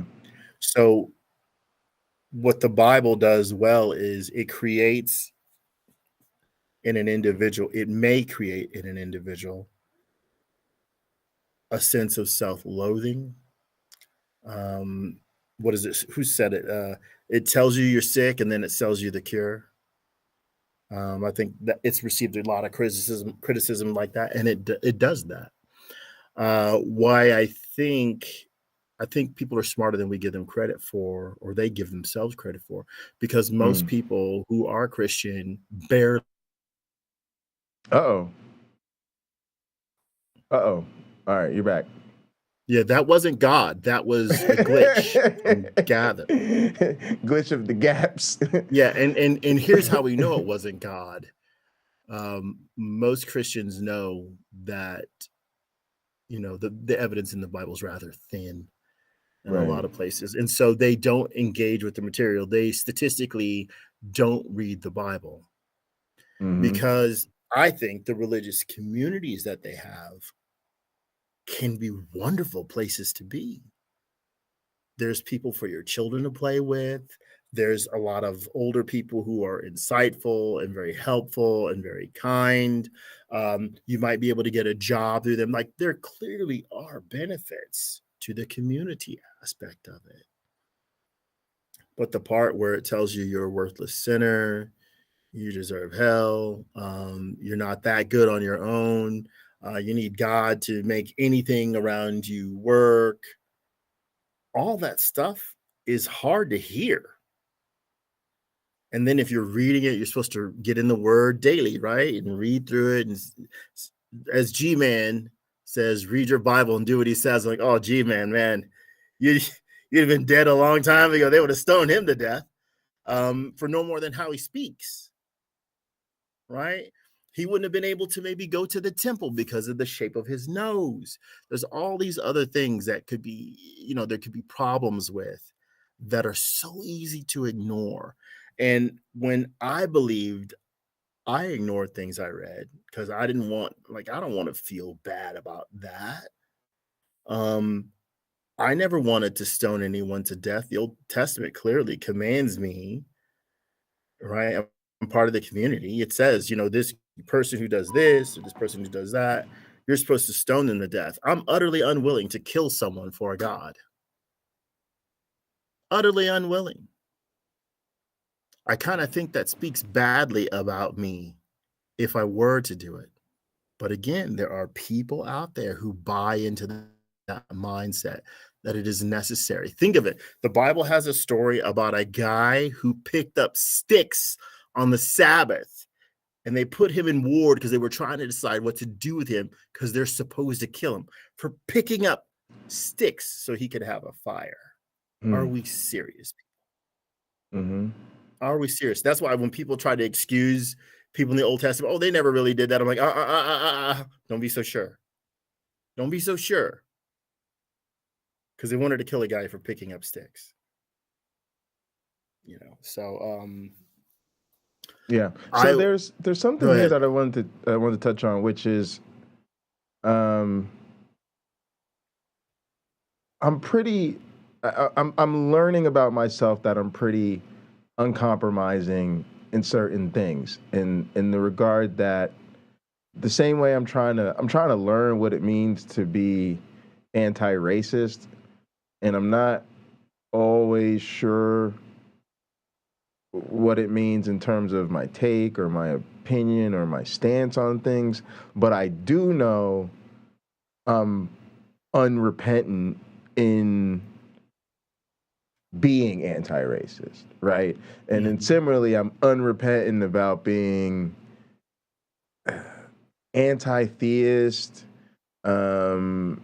and also I think mesotheist, like where I think it's immoral to worship God or something like that. It's like people who do like, no, we actually are God haters. Like that's an accurate description of how we feel. But I'm trying to throw some light on where I think there might be productive ground that even I can stomach in a relationship with a Christian. And to do so, I'm doing two things. I'm going to flip my perspective a bit to sort of think what I want as a Christian, what I would want from the Christians in my life, right? So I guess I was talking about what I think they should give me rather than how I should approach them, right? And the other thing is I'm going to draw from my experience with the church, my participation with churches, right? Mm-hmm. So my participation with churches usually comes from twofold. Like one is professionally, I think it's important that evolutionary biologists go over there, like go where go where you can interact with the students who are not going to come into your classroom, basically. But the goal for me, more from a secular or atheist perspective, because those is totally different, is to be understood. And what I meant by that, normally with people involved in the church, was if we started our relationship where if I asked you, why do you think I'm an atheist, or why do you think people are atheists, and you said things like, you just want to sin, you were hurt by the church, you just hate God, you know Jesus is true, and whatever that is, right? If we could progress to a place where you say, and this is why it touches on what you said, you're an atheist because you're not convinced by the evidence that supports the claims of the religion. Mm-hmm. I would more than happily hold hands and continue down the road towards understanding. In other words, what I'm really getting at is,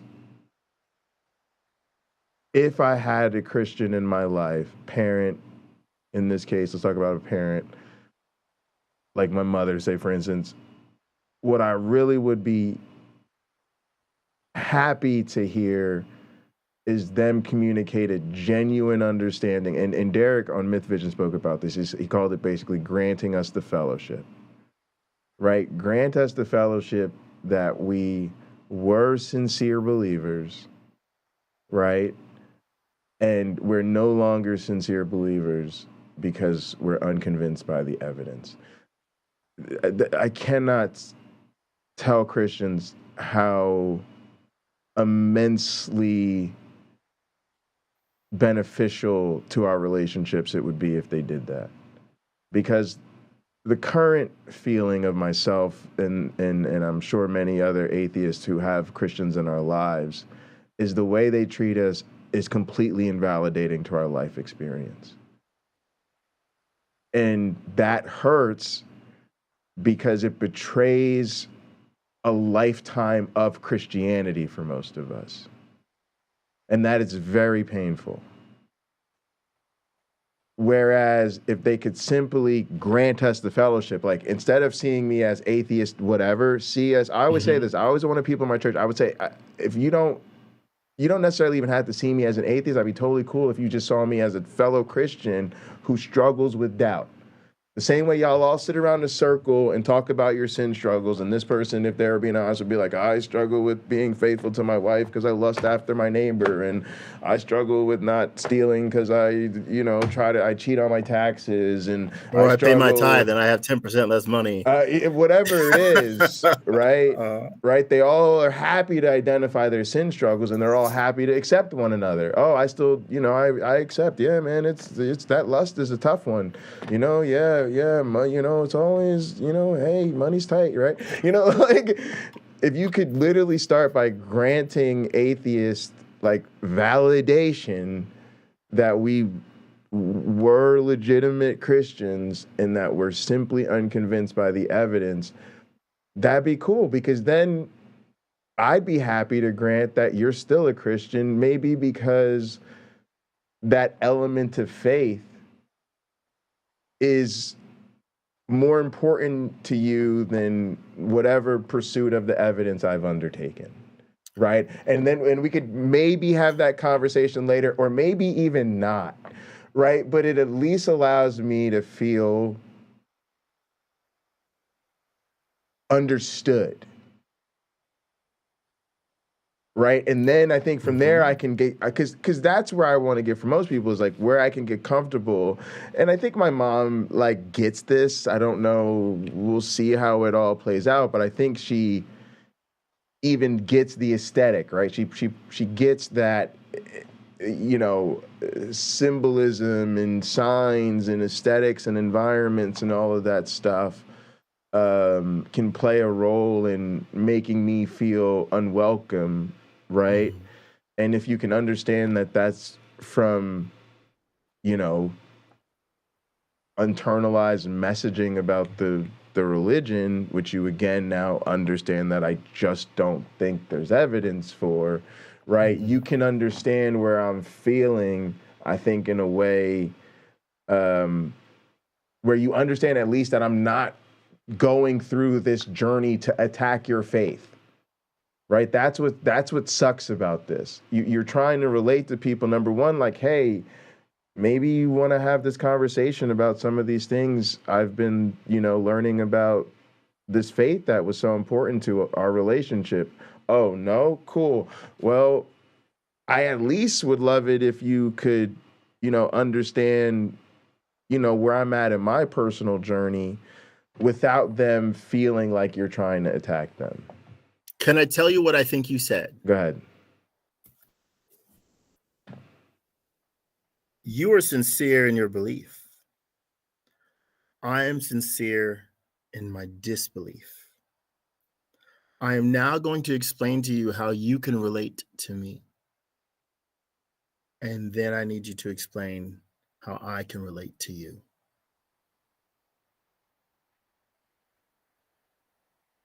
Yes. Yeah. Okay. Yeah. Hopefully.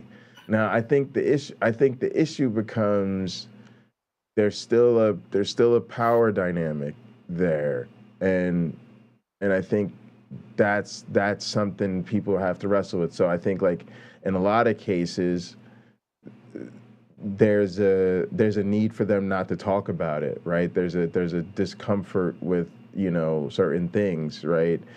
And so, you know, that just might be something that you may or may not have to negotiate later, right? That's where the you know, that's kind of where, like, it's like it's similar to anything else I think in your family. Like, speaking of coming out, like there was a time, so for instance, I was in a poly relationship. I felt like I could talk. I felt like my mother and my family knew that I was dating multiple people, right? So you're like, okay, cool, that's good to go.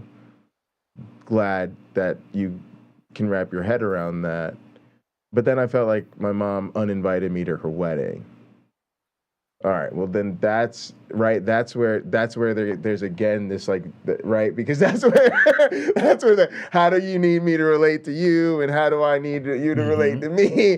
That's where it might like you said earlier, you might have to accept that it's going to continue to be messy for a while, right? Because there's still the protection mechanism. Yeah, there's still the protection mechanism, right? So the there's this where you're ready to fight, or you flee. Yeah, right.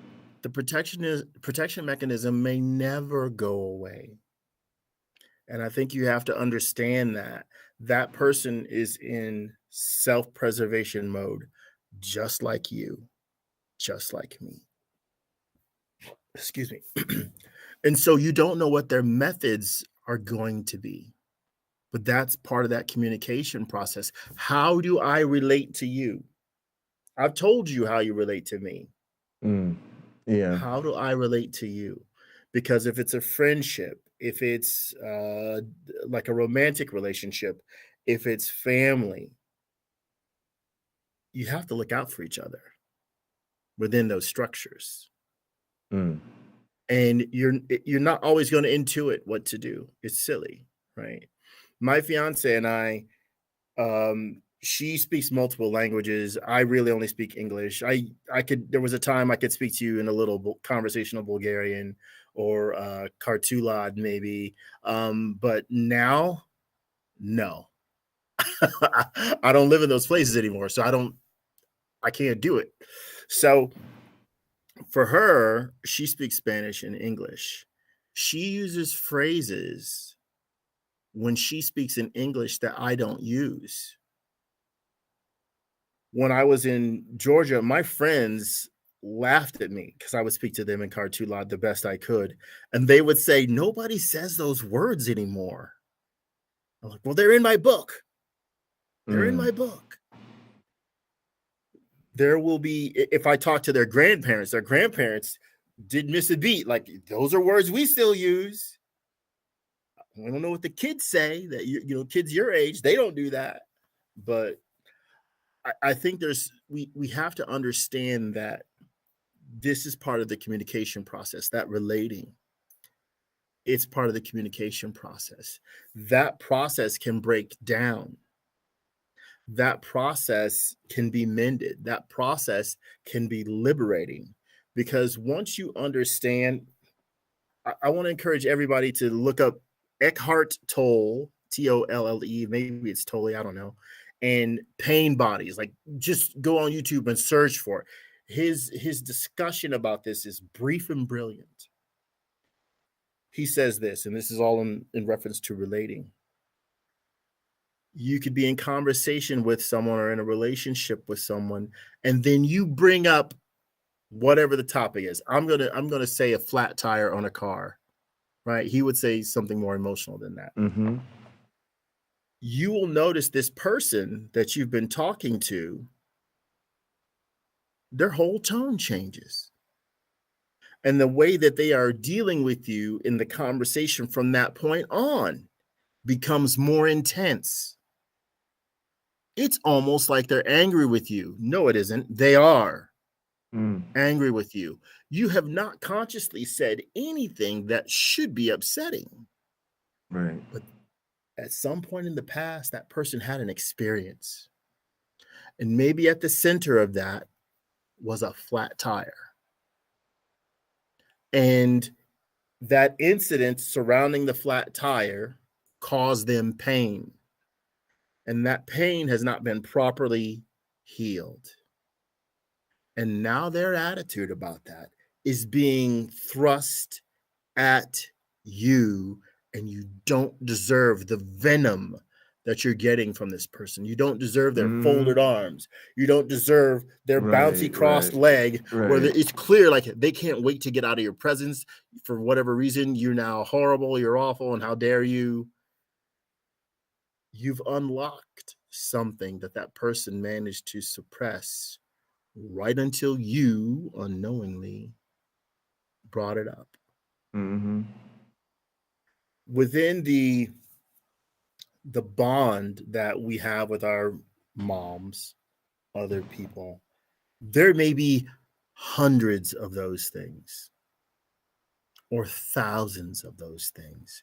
And for the most part, we deal well with those. But there may always be the ones where we don't, right? They don't handle it well. We're fine with it. We don't handle it well. They're fine with it. Why can't you get over it? Why don't you get it? Right? That was 20 years ago. That was 30 years ago. That was 40 years ago. You were a baby. We had to tell you that story. You obviously don't remember. Well, I know now because you told me. Right. It offends you. It upsets you.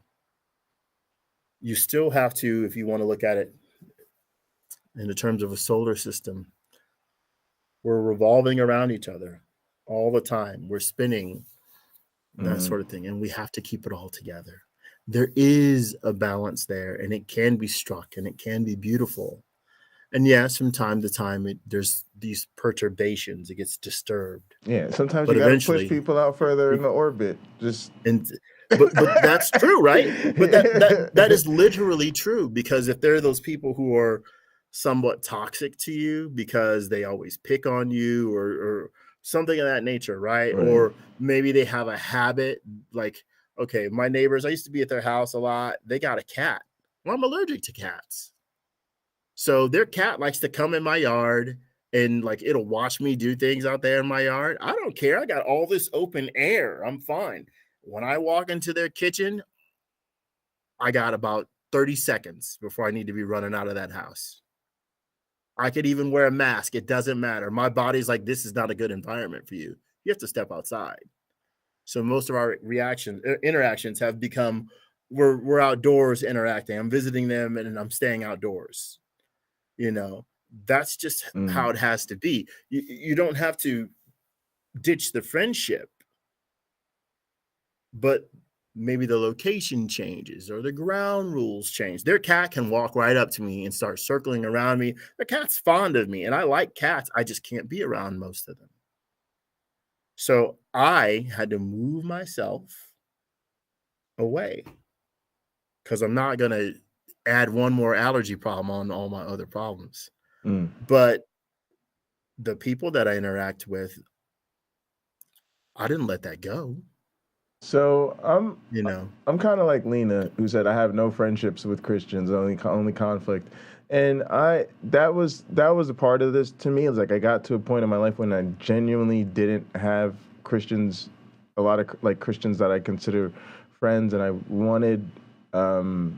I kind of that's a thing that's I'm still dealing with. I think there's a way in which Christians fundamentally struggle to remain Christians while genuinely relating to non-believers. And so I do feel like a certain sense of that, like in this, just even in the way, like I feel like even most of the people I participated in church with, like there was just real limits to those friendships because of the differences in how we see the world. And Lena said that they're not sincere. They know that giving atheists their due means giving up the goose. And what's been lurking in the back of my mind as we have this conversation is, ironically, in this way, the people uniquely prepared to do this with us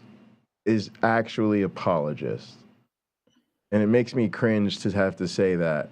But I think about it this way. Like you said, the evidence is very thin for most of them. Mm-hmm. So the idea of having to acknowledge that a genuine Christian is no longer a Christian because they don't believe there's enough evidence to warrant being a Christian is like traumatizing. And in my experience, most of them just for whatever reason can't do it. But not to say that characterizes everyone, but I do know apologists do this all the time.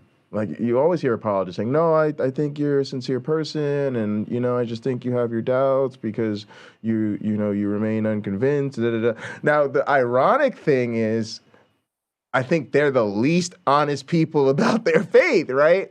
But they are, for whatever they've made themselves, they've become desensitized to the arguments, right? So they're comfortable with the arguments, they're comfortable understanding naturalism and that you don't, think the supernatural is a thing, and they get that you even think there's no, that their experiences don't count as evidence. Like they're cool with all of that.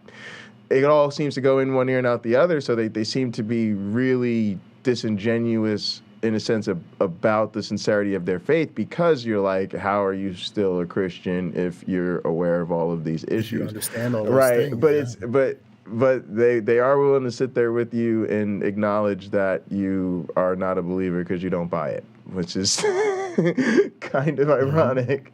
Well, the apologist has it tough, right?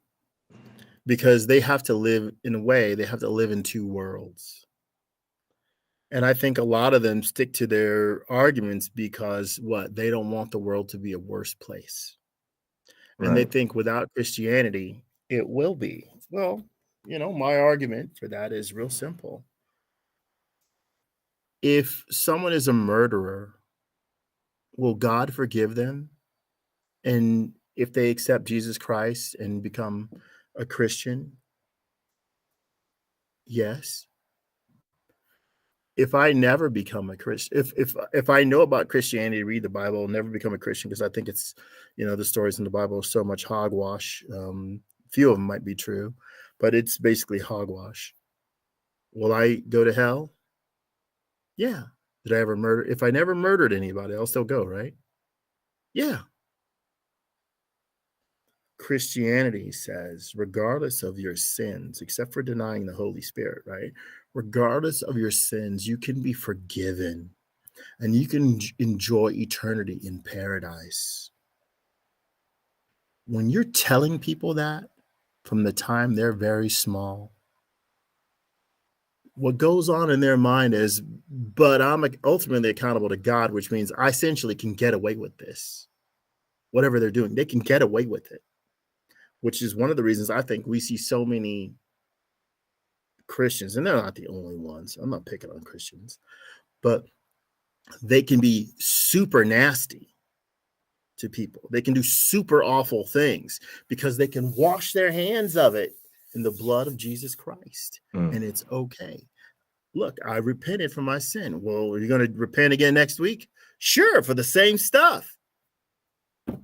Okay. That's exactly the irony of what I feel like I'm going through with my family and the Christians in my life, is that exact feeling that there's a permissiveness to be even crueler that they don't realize, because again, they'll turn you over to God, right? Their thing is, there's discordance and now it's in God's hands, and God, you and God will get right eventually, right? Which is actually more neglect and abuse from them, but they're counting on, in the end, no matter what happens, as long as they stay right with God, they're good to go. So it really is a problem that I think for those of us that have trouble with religious families, this contributes to it because we deal with a scary lack of accountability on both sides. They're standing in the stead of God on their team, and then on our team, they're turning us over to a God that literally can't help us, but in the interim, they're no longer helping us because we don't share that allegiance any longer. It is really tough, and I think it's why Mother's Day is probably a great day for a lot of people, but I think for a lot of atheists, it's probably a tough day. Let me read something to you. This is from the book of Revelation, chapter 22. I'm going to start early, just to give you some context. Revelation 22:8. I, John, am the one who heard and saw these things. And when I heard and saw them, I fell down to worship at the feet of the angel who showed them to me. But he said to me, you must not do that. I am a fellow servant with you and your brothers, the prophets, and with those who keep the words of this book. Worship God. Okay, that's what it says. Okay. Verse 10. And he said to me, do not seal up the words of the prophecy of this book, for the time is near. And here's where your parents are. Okay, here's where your mom is. And here's where a lot of Christians are. Let the evildoer still do evil. Let the filthy still be filthy, and let the righteous still do right, and let and the holy still be holy. Mm-hmm. And then Jesus is going on, behold, I am coming soon and bringing my recompense with me to repay each one for what he has done. I'm the Alpha and Omega, the first and last, the beginning and the end. Okay, fine. So there's that. I'm going to go ahead and continue my Christian walk. And I'm going to just let you guys, right, enjoy your reprobate minds. If more Christians embrace that, I'm going to just let you in. You are the way you are. I'm going to stay right with God, get my robes washed in the blood and all that stuff. The world would be a better place. It actually would be a better place because the power to persecute others would go unused by them, right? Well, because you are this way, because you believe that, because you don't do as we do. Well, that's if they stop trying to oppress us on a systematic level. But that's what I'm saying. If they just followed that, because what it's saying, let them be. But that's not helpful. But that's not helpful. But that's not helpful in a personal level where we're talking about there. It's like kind of, it's more. You grow up with whatever your support system is, and that support system should continue unchanged by the fact that you're an atheist. And so it would be and so when because I'm just trying to distinguish. Yeah, we want them to leave us alone in terms of, bodily autonomy and social laws, but what I'm talking about on interpersonal cruelty is them not,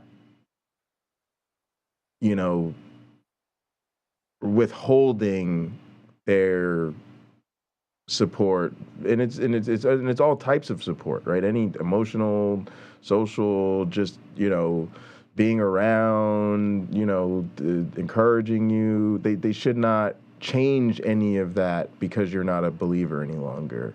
And the fact is they do, right? Like, I think for so many of us, it's like just everything changes. Like you're not celebrated anymore. They don't show interest in you. They don't want to talk to you about the things that are going on in your life. They're not. And this is what I mean. It's like the coming out. It's like you're okay. It's like a parent who they accept that their son is gay, but they don't ever want to talk about your romantic life because you might talk about gay sex or, what's not that would even be something you talk about with your parents, but that's an excuse to not bring it up, right? When what it feels like for you is, I don't have the typical parental support that a heterosexual person might have when it just comes to, hey, me and my partner are having a tough time, and, I want to lean on the relationship history of my parents to help me get through this, or, me and my partner trying to figure out what we're going to do for the holidays. And, I want to make sure that, hey, I want to make sure I can come home, but I want to make sure I can, come home as myself and bring my partner with me, right? And that's where it's going to be different for everybody. But that's what I mean in terms of, so oftentimes they accept that your identity changes, but to them that just means your label has changed. The problem is the relationship changes, hold right? on. I gotta jump in. Go for it. I'm done. I think the label does change and your identity does not. So I'm gonna the way I use those terms, right? Sure. If I'm wearing this gray hat, gray and blue hat, and that's different than me wearing this, right? So my identity is me with no regard to the hat. Now this is a label. This is another label. And I've probably got, this is not a joke, 50 more hats in this house. No, I'm agreeing. I'm saying that's how it should be, but I'm saying a lot of times that's how it isn't. And when it's not, that's the difference, right? Because I'm not going to not co-host the show with you because you wear a different hat, right? But, when you sometimes tell people in your life that you're not a believer, they accept that you're not a believer, but the relationship then changes, and that's the reality, and that's been the unfortunate experience for a lot of us. I guess I'm lucky enough, or I'm naive enough not to see the change, right? I don't see the change, or it may be that I love people in a way where I don't allow the change. Our relationship was not centered on religion. Yeah, I mean, if you put maintaining the relationship above all else, then yeah, and I think that's what a lot of people do, and I think that's kind of where I think some of us just think differently in this community than others, right? And then we talk about the diversity of perspectives. So I think for a lot of people, that's their priority, right? But for me, I felt like in certain relationships, at least, I was making too many compromises in order to maintain the relationships. But and that's where I end up, I think, identifying with something like Lena, because it just ended up being the way it is. Like, so for instance, like a lot of people that are in my life are people I work with. If you're a person that's in my life because of work, then what you believe just doesn't matter. I don't necessarily I just don't have a lot of religious friends, and then most of the religious friends I had are either the people in my family or they're people from church, and the people from church really just stop putting effort into relationships with people who aren't part of the church anymore. So, and then people in my family just don't relate to me the same way now that I'm a not believer. They just don't care anymore about, they're checked out of my life, right? It's just like we have a very superficial, meaningless relationship where I said it's literally like just like they're dead. It's just a matter. That's just like, oh, this isn't the call, they're dead. Oh, everybody's still doing great. Oh, good to hear from you. Cool. Yeah, go bang. We'll see you later. I mean, it's just nothing. So yeah, I think that's what we're dealing with. But I think so. For instance, if I said, hey, we're just never going to talk about religion because I want to make sure I can come home for the holidays and that we can talk twice a week. And so we're just going to talk twice a week and I'm going to come home and bow my head for prayer and eat turkey.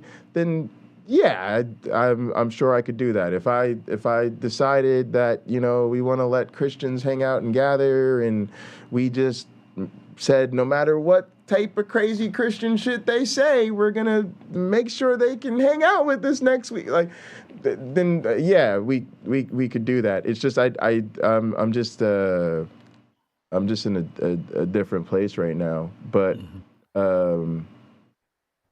yeah, I know that's where a lot of people are. Well, any individual's primary responsibility is to be themselves. That's it. You have to be who you are. Sure. And they're going to be one aspect of myself that I don't like is, I haven't been responsible with the way I've eaten. And that's had some adverse effects on my health and opportunities. So that's something I need to deal with. However, it's far from the only thing about me. It's not the only thing about myself that I don't like. There's myriad examples of things about myself that I do like. And I can introduce you to other people who would say, oh, yeah, I like that about you too. And that's the same for all of us. The things you can change, where you see there's a need to change, work on that. When it comes to dealing with other people, it is not their responsibility to degrade you, to make you feel bad. It's better to have people in your life who are uplifting, right? Who aren't going to be trolling you. So if that's the way that you are going to build the patterns around you, you have a support system, not a system of people who just can't wait to rip you apart. You're doing it right. So if you are avoiding some people, if Lena is avoiding some people, realize that may be a very healthy thing to do. I say that knowing we all realize not everybody in this group or that group is going to mistreat you. However, in this or that group, the ones who will may be in larger numbers. Yeah, and also for some of us, it's just, and how much time do you want to spend sorting? Exactly. Let the good ones come to you. Right. Just, by being yourself. We've all seen this. By being ourselves, right? Other people are drawn to us. Someone asked me, oh, how do I meet people in LA? I'm like, go start doing the things you really like doing. And you're going to keep running into people who also really like doing those things. And there's your new social circle. You'll meet a woman who does this or that, like skydiving or something like that. Or you meet a man who does racing cars or whatever. Whatever you're into, you're going to find other people that you'd be attracted to doing the same thing. So go start doing that. But along with that are many other people who are going to be really supportive in your life in areas that are not those activities. You build those friendships, you build those relationships. That's a great way to do it. But your primary responsibility, and this is how I feel, even if you have children, is for you to be yourself, because your children are watching. And you're imprinting on them. And if they see you don't take care of yourself, you better hope that they're picking that idea that they need to do that for themselves up from someone else. Yeah. So for me, like, just kind of to wrap things up, like I would, I want to empathize with people who, Mother's Day is a hard day because, you're not in an ideal place with your parent. And one of the videos I was watching about this topic, a woman called about her relationship with her father, and part of what the guy who took the call said was, this just may be a thing that is an issue. It may be a thing that's a problem, and it may be a problem you can't solve from where you're at, and they can't solve from where they're at. That's not to say the situation will never improve, but you may not be able to bring it to resolution under your own power right now. And I think part of maybe what people in that situation like me need to do is you do whatever you have to do to get through Mother's Day. Like, in other words, for me, some of it felt like, you do what you do so you're not making it worse, right? And I hate to say it, but sometimes that's part of being in an abusive relationship, if that's what you feel like you're in, right? Is sometimes you do things to avoid further abuse, right? And if that means send your mother a Mother's Day card so that it doesn't become part of gaslighting backlash down the road, then maybe you do that. But also, maybe what you learn to celebrate is your independence from that relationship. It's very difficult for me to deal with the situation like moving or any other kind of hardship in life without the support of your family. And part of the process I've been going through is sort of mourning the loss of a support system. But I look forward to getting on the other side of that situation and then feeling more concrete in my independence, as if to say,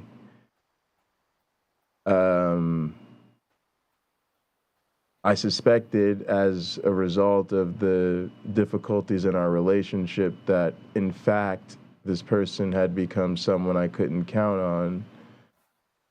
Now I know that this, in fact, is a person I can't count on, and I'm a bit more secure moving forward without them in my life, and in the fullness of there really is no burden on me to take responsibility for mending that fence, right? Without cooperation to do the same from the other side. So that it can be okay. It can be okay to not be in the same situation other people are in with regard to their relationships, and yeah. Also, I think it's tough, but you can be thankful for where you're at. You can be thankful that the person raised you to be safe, and that you're, they took decent care of you, and maybe that even they helped contribute to you becoming a type of person who takes a reasoned and I want to say takes a stance with some integrity, even if that causes conflict, right? Like we've probably been in that situation where you feel like, well, a person raised me to be honest, and a person raised me to be honorable, so now I'm going to be honest and honorable, even if that means I have conflict with this person. But I appreciate them teaching me right from wrong, even if helping me learn right from wrong, even if I don't think they're always right. That's what I'm trying to say. All right, now I'm done. Okay. Well, I've lived in this house for over almost 7 years now. I've never seen the foundation that it sits on. So an individual can be similar to that, in that the foundation you had as a child, while you're being reared, sort of birth to maybe 20 or so years old. By the time you're 34, we don't necessarily see that when we talk to you, when we look at you, when we interact with you. We see what you've built on top of that. So I'd say everyone should probably keep that in mind. It's what you build on that foundation. The foundation may be awful, but you probably could engineer yourself pretty well into being the best you can be. And you may even be able to, when you get the right tools in hand, make repairs to that foundation because that happens too, in order so that you can be your very best and you can be solid and standing tall. Absolutely. So with that, gang, I hope everybody has a happy Mother's Day. So Yes. I don't think so what we're going to do is we're going to hang out and gather. I don't know quite what the game plan is later. I'm going to make myself dinner and hang out. So we're not going to put anything serious on we normally have weekly meetings at 9. I'll still be around and gather to meet at 9. But if anybody's around, we'll just hang out, maybe play some games and have some fun, because I want people that are doing family stuff because of Mother's Day to be able to enjoy time with their families. So I'll still be around and gather. We'll still hang out, and we'll still meet at 9, but it'll just be recreational if you don't have other obligations. All right. So yeah, come link up with us and gather. Links in the description. We'll see you at the ranch. Otherwise, we'll see you next time. Be good to yourselves And each other. All right, gang. Peace out. Thank you. Bye-bye.